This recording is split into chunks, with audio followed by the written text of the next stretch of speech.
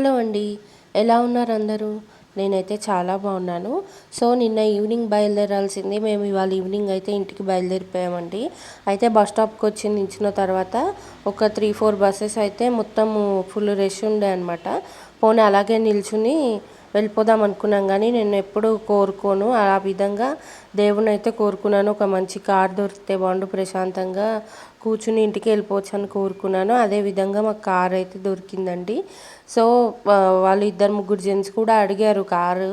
కాకపోతే ముందర కపుల్ ఉండడంతో ఇంకా మా హస్బెండ్ అడిగారని చెప్పి మమ్మల్ని అయితే ఎక్కించుకున్నారనమాట. ఇంకా మొత్తానికి ఇంటికైతే వచ్చేసాము.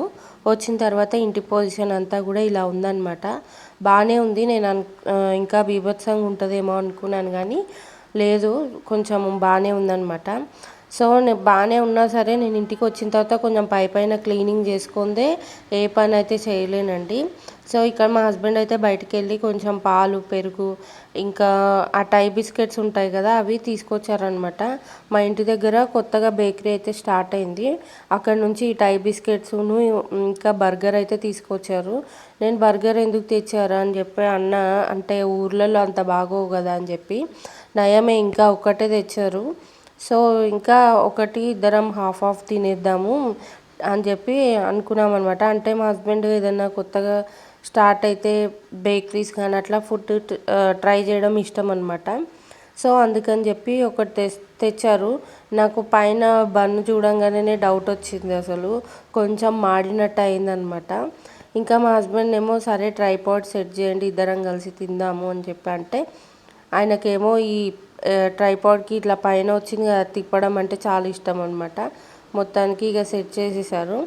తర్వాత ఇంక ఇది కట్ చేద్దామని ట్రై చేస్తుంటే, బర్గర్ హాఫ్ చేద్దామని చూస్తుంటే అస్సలు కట్ అవ్వట్లేదు. మళ్ళీ కిచెన్లోకి వెళ్ళి గట్టు మీద పెట్టి కట్ చేసి తీసుకొచ్చారనమాట. అస్సలు అంటే అస్సలు బాగాలేదండి బర్గరు. ఎందుకంటే అందులో ఆలూ కర్రీ వేశారు, నార్మల్గా ఏదో కర్రీ పఫ్లో వేసినట్టుగా ఆలూ కర్రీ వేశారు. అదిగాక మయోనీస్ కానీ ఏమీ లేవు అందులో. ప్లస్ ఇంకా కింద బన్ ఉంది కదా, అదైతే నా పళ్ళు ఊడిపోతాయేమో అన్నంత గట్టిగా ఉంది. అస్సలు బాగాలేదు. ఇంకేదో డబ్బులు వేస్ట్ చేయడం ఎందుకు అన్నట్టు, పారేయడం ఎందుకు అన్నట్టు తిన్నాం బలవంతంగా. కానీ ఇంకోసారి ఇలాంటివి ఏవి ట్రై చేయొద్దని చెప్పాను. అక్కడ నేనే కొరుకుతుంటే నాకే నవ్వు వచ్చేస్తుంది. అసలు ఊడి రావట్లేదండి. అంత గట్టిగా ఎలా చేయగలిగారో ఏమో నాకు అసలు అర్థం కావట్లేదు. ఇంకా నాకు గబగబా కొంచెం అమ్మ వాళ్ళ ఇంటి నుంచి తెచ్చుకున్న వస్తువులు కానీ, లేకపోతే ఇప్పుడు మా హస్బెండ్ తెచ్చిన టై బిస్కెట్స్ అవి కానీ కొంచెం ఎక్కడవక్కడ సర్దేసుకోవాలి. ఎందుకంటే ఈ టై బిస్కెట్స్ బయట ఉంటే చీమలు పట్టేస్తాయేమో అని డౌట్ అనమాట. మళ్ళీ చిరాగ్గా అనిపిస్తుంది. తర్వాత రోజైనా నేనే సర్దుకోవాలి కదా ఇల్లంతా. సో అందుకని చెప్పి ఇవి కూడా పెట్టేస్తున్నాను డబ్బాలో. కాకపోతే ఇవి కూడా నాకు అంత ఫ్రెష్గా అనిపించలేదు, అంటే క్రంచీనెస్ లేదనమాట దీంట్లో. కొంచెం మెత్తగా అనిపిస్తుంది నాకు.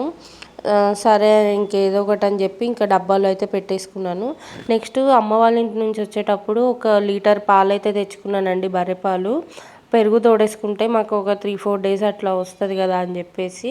ఎందుకంటే మా దగ్గర కూడా బర్రెపాలు దొరుకుతాయి, కానీ ఇంత క్వాలిటీ ఉండవన్నమాట. నాకెందుకో పెరుగు తినాలనిపించింది బర్రెపాలతో తోడేసింది. అందుకని చెప్పి ఇంకా అమ్మ వాళ్ళ ఇంటి నుంచే పాలు తీసుకొచ్చుకున్నాను. అదిగాక ఇవాళ నాకు ఇష్టమైన ప్రోగ్రామ్ అయితే ఒకటి ఉంది. అదే గోరింటాకు తెచ్చుకున్నాను కదా, అది పెట్టుకోవాలన్నమాట. అయితే మా హస్బెండ్ పెడతా అన్నారు చేతులకి, కాళ్ళకి. సో అందుకని ఇంకా ఈ పనులన్నీ ముగించేసుకుని పడుకునే ముందు గోరింటాకు పెట్టుకుని పడుకుంటే మార్నింగ్ కల్లా పండిపోతుంది కదా అని చెప్పేసి అనుకుంటూ ఉన్నాను. ఇది ఆల్రెడీ గోరింటాకు కోసిన తర్వాత 1 డే మొత్తం, అంటే నైట్ మొత్తం ఇట్లా కవర్లోనే ఉంది. ఇంకా ఫ్రిడ్జ్లో పెట్టలేదు, ఆకు తీయలేదన్నమాట. ఇంకా నాకేమో అది పాడైపోతుందేమో అన్న ఫీలింగ్ వచ్చింది. చూసారా అప్పటికే కలర్ చేంజ్ అయిపోయింది. మా హస్బెండ్ ఏమో ఏం కాదు, పండుతుంది బాగానే అని చెప్పి అంటూ ఉన్నారు. ఇంకా ఒక పక్కన పాలు కాగుతూ ఉంటాయి. ఈ లోపు నేను ఈ గోరింటాకు అంతా కూడా మిక్సీ పడదామని చెప్పి జార్లోకి అయితే వేసేసుకుంటున్నాను. లాస్ట్కి ఒక నిమ్మకాయ పిండుకుందామని అన్నట్టు అనుకుంటున్నాను అనమాట. సో ఇది నేను మిక్సీ పడుతుంటేనే అంటే మధ్య మధ్యలో ఇలా చేతితో కలుపుతున్నాను అనమాట. అలా కలుపుతూ మిక్సీ పడుతుంటేనే ఫుల్ ఎర్రగా అవుతుంది చెయ్యి. నాకైతే ఎప్పుడెప్పుడు పెట్టుకోవాలా అని ఎక్సైట్మెంట్గా ఉందండి. ఎందుకంటే నాకు చిన్నప్పటి నుంచి అయినా గోరింటాకు అంటే తెగ పిచ్చి అనమాట. ఇంకెవరైనా నాకు చేతికి గోరింటాకు పెడతాను అంటే ఇంకా వాళ్ళు నా దగ్గర బుక్ అయిపోయినట్టే. వాళ్ళు పెట్టేదాకా వాళ్ళు ఎంబడి పడుతూనే ఉంటాను. అందులో మా అమ్మ అయితే ప్రతిసారి బుక్ అవుతుంది నా దగ్గర. ఆమె పెడతా అంటది కదా, ఇంకా ఆమెను అడుగుతూనే ఉంటాను అనమాట, ఎప్పుడు పెడుతుందా అని చెప్పి. అయితే నా చిన్నప్పుడు అంటే బర్త్డేకి కూడా ఏదైనా డ్రెస్ కుట్టించేవాళ్ళు కదా, డ్రెస్ కుట్టించినప్పుడు కంపల్సరీ గోరింటాకు, పువ్వులు, గాజులు అయితే నాకు కావాల్సిందే. ఒక్క చేతికి డజన్ గాజులు కావాలని అడిగేదాన్ని అనమాట. నా బర్త్డేకి మా అమ్మ వాళ్ళు వారం రోజులు 10 రోజుల ముందే అన్నీ అరేంజ్ చేసి పెట్టేసేవాళ్ళు కదా. సో ఇంకా ఊరికేనే ఆ డ్రెస్ తీసి చూసుకోవడం, ఆ గాజులు తీసి చూసుకోవడం, ఎప్పుడెప్పుడు నా బర్త్డే వస్తుందా అవన్నీ వేసుకొని రెడీ అవ్వాలా అని ఎదురు చూస్తూ ఉండేదాన్ని అనమాట. అంత పిచ్చి నాకు. సో ఇంకా ఇక్కడ అంతా రుబ్బేశాను, ఒక నిమ్మకాయ పిండేసామన్నమాట. ఎందుకులే ఫస్ట్ నార్మల్గానే ఎర్రగా అవుతుంది కదా అనుకున్నాను, కానీ మళ్ళీ డౌట్ ఎందుకు అని చెప్పి ఒక నిమ్మకాయ అయితే పిండేసుకున్నాను. చాలా ఉందండి గోరింటాకు, నేను పెట్టుకున్న తర్వాత కూడా మిగిలిందనమాట. ఇంకా నాకు ఇక్కడ ఒక ఫ్రెండ్ ఉంది, తనకి అడిగాను తీసుకుంటావా అంటే తీసుకుంటా అని చెప్పింది. అందుకని ఇంకా తన కోసం ఉంచేసాను అనమాట. ఇంకా కాళ్ళకు కూడా చేతులకు పెట్టేశారు. ఇంకా అవంతా ఏం చూపిస్తాంలే అన్నట్టు కొంచెమే క్లిప్ యాడ్ చేశాను అనమాట. ఇంకా ఇక్కడ కాళ్ళకు కూడా పెట్టించుకుందాము గోరింటాకు అని చెప్పి ఈ పట్టీలు అడ్డొస్తాయి ఏమో అని చెప్పి పట్టీలు తీపించుకున్నాను. సో ఫస్ట్ మనము కాళ్ళకి అంటే అరిపాదాలకి కంపల్సరీ పెట్టుకోవాలంట మనము.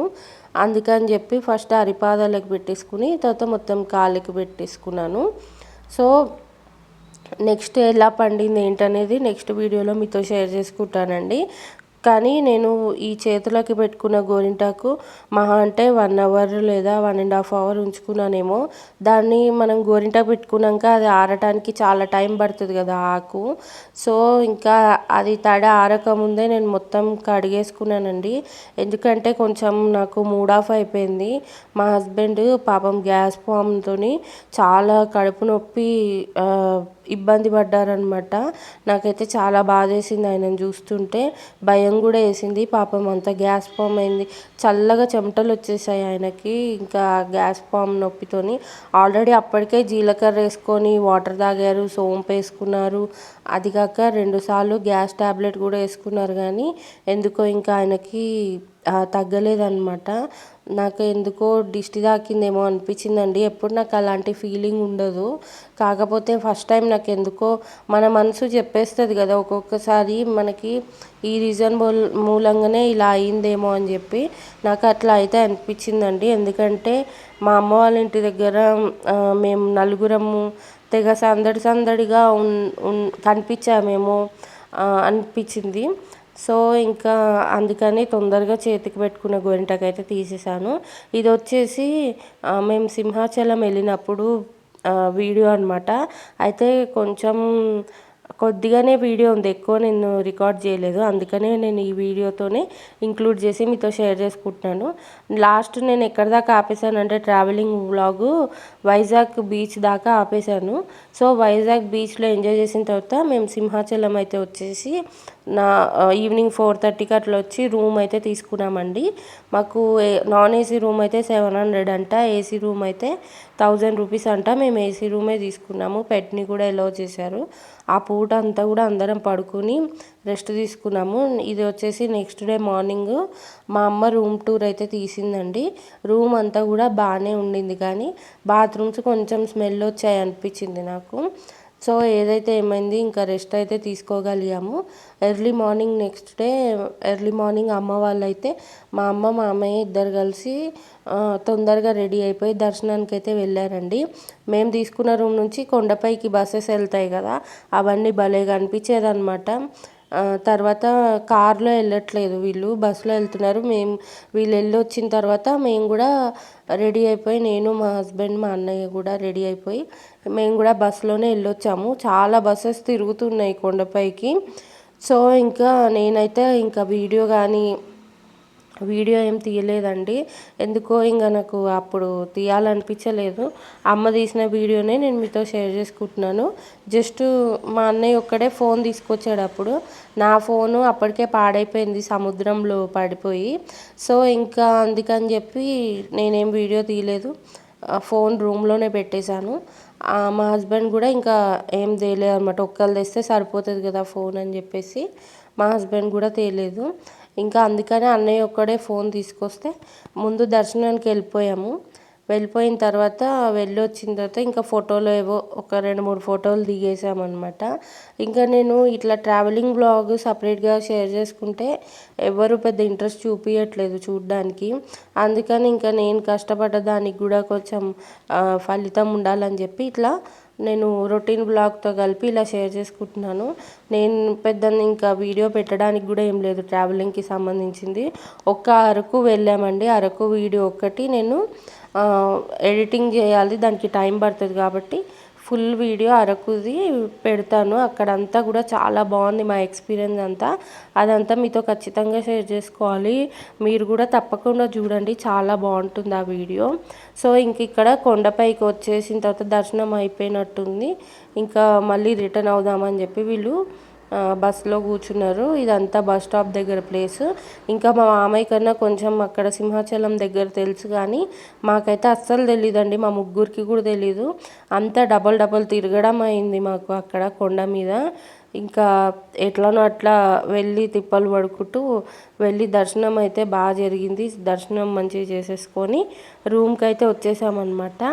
యాక్చువల్గా నేను రూమ్ టూర్ తీద్దామని చెప్పి అనుకున్నానండి, కానీ నా ఫోన్ పాడేటప్పటికి ఇంకా నేను డిసప్పాయింట్ అయిపోయి ఇంకా వీడియోసే తీయకూడదని అనుకున్నాను. ఇంకా అమ్మ అయితే వీడియో తీసింది కాబట్టి నేను మీతో షేర్ చేసుకోగలుగుతున్నాను. ఈ వీడియోని ఇక్కడితోనే ఎండ్ చేస్తున్నానండి. ఈ వీడియో మీకు నచ్చిందని అనుకుంటున్నాను. నచ్చితే కనుక తప్పకుండా లైక్ చేయండి. మరిన్ని వీడియోస్ కోసం నా ఛానల్ని సబ్స్క్రైబ్ చేసుకోండి. Thanks for watching. Bye bye.